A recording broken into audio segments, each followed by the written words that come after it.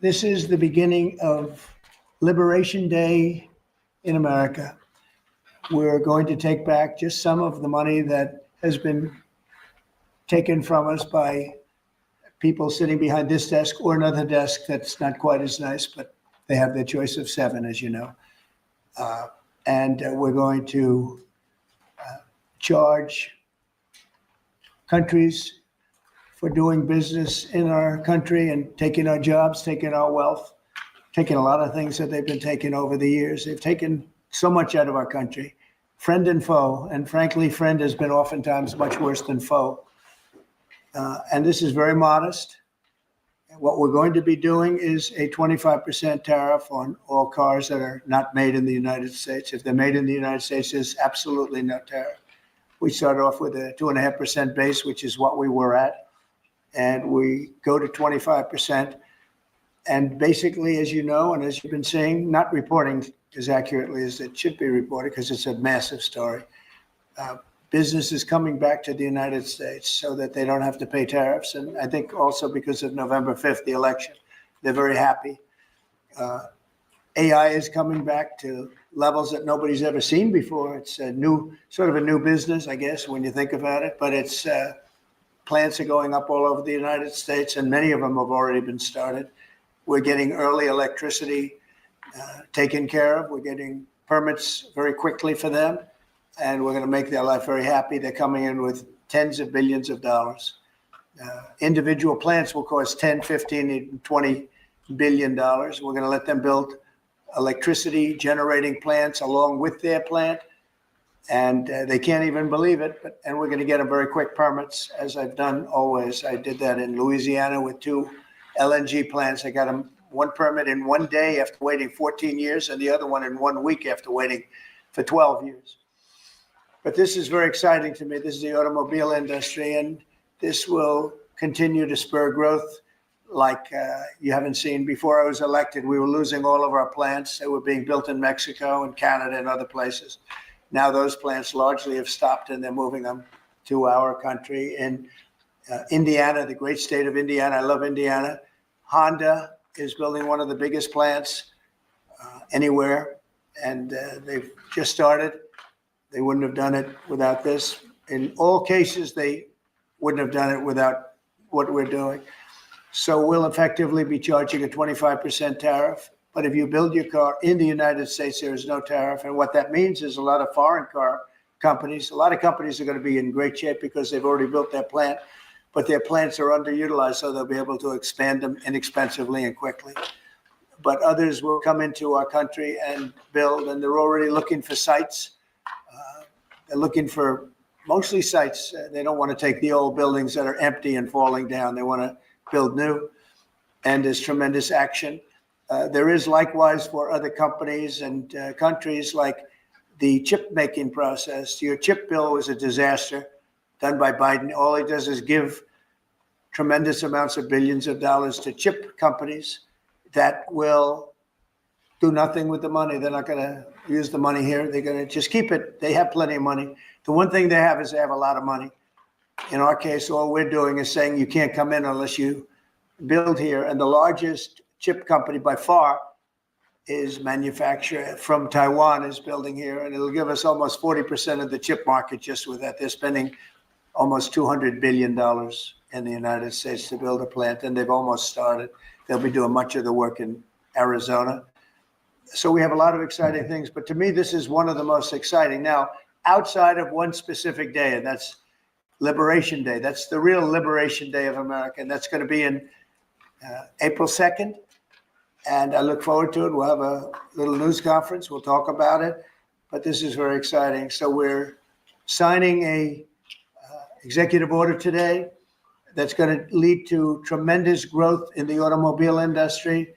As you know, the electric mandate that we did allows you to buy a car now, electric or gasoline powered or hybrid.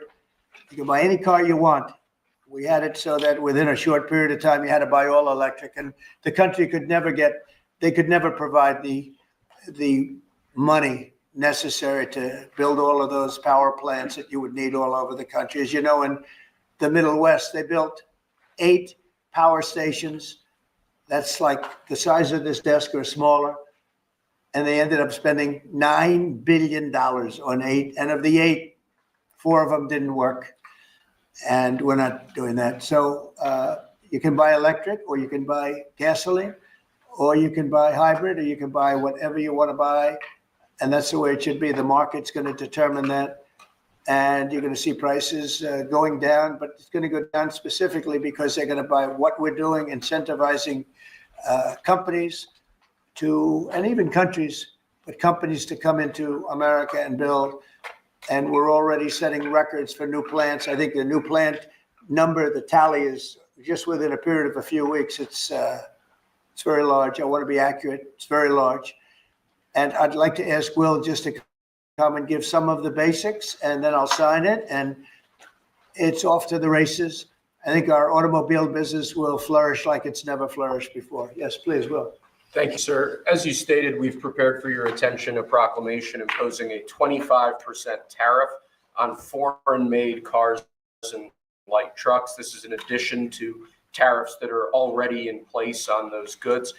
In addition to, as you said, spurring increased domestic manufacture of cars and trucks, we expect that these tariffs will result in over $100 billion of new annual revenue to the United States of America in tariff revenue. I think ultimately we could probably anywhere from $600 billion to $1 trillion will be taken in over the relatively short-term period, meaning a year from now, but starting right away. I think we'll go from 600 to $1 trillion within 2 years. And I think we'll be right from the beginning, we're going to be at a very high number, right from the beginning. And right from the beginning, you're going to have a lot of construction jobs, but you're also going to have a lot of automobile jobs. So this is very exciting, but it's also exciting because of what's happening with other aspects. We're going to be doing tariffs on pharmaceuticals in order to bring our pharmaceutical industry back. We don't make anything here in terms of drugs, medical drugs, different types of drugs that you need, medicines. It's in other countries, largely made in China, a lot of it made in Ireland. Ireland was very smart. We love Ireland. But we're going to have that. We're going to have lumber. We're going to free up some of our land.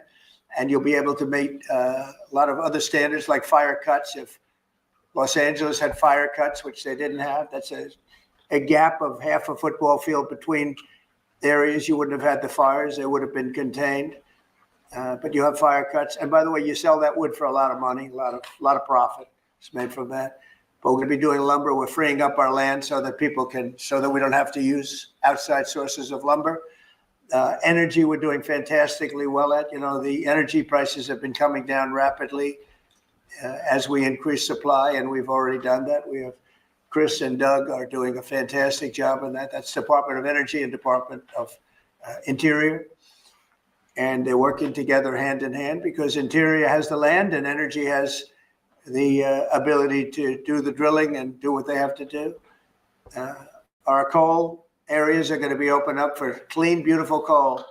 Germany's opening up mini coal plants now. They tried the wind and it didn't work. They almost went out of business. They almost went bankrupt. They tried wind, which is a disaster because it's too expensive and it doesn't look good, kills all the birds, a lot of problems.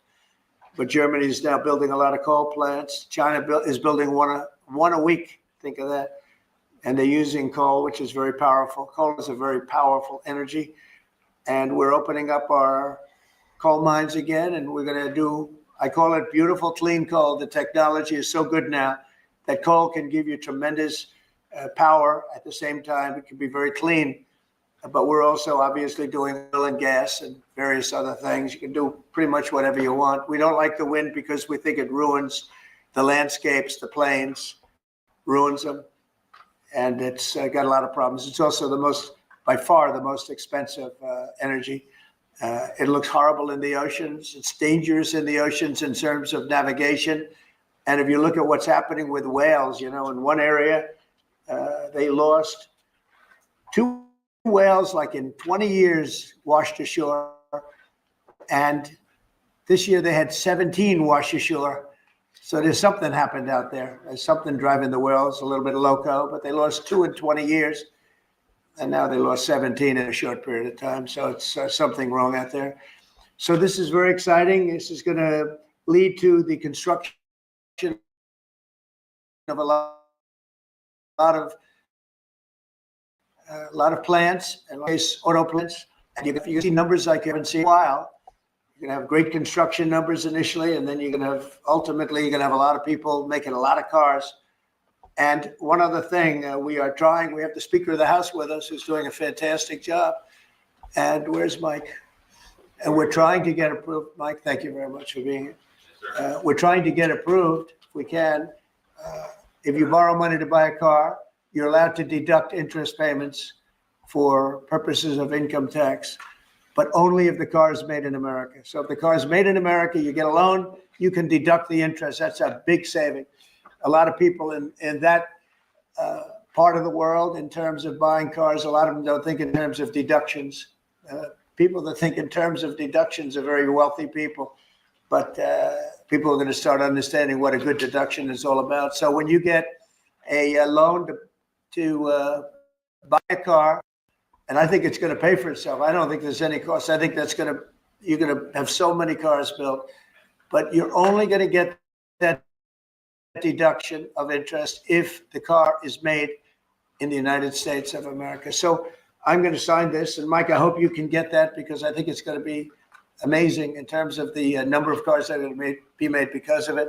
And I want to thank Howard Lutnick, our fabulous commerce chairman. That's what he is. He's a chairman. He's a very successful guy, a great guy. And we have a big day, Howard, coming up next week. Liberation Day. That's Liberation Day. That's going to be on the 2nd, and that's going to be reciprocal. And I think people will be impressed. We're going to be very fair. We're going to be very nice, actually.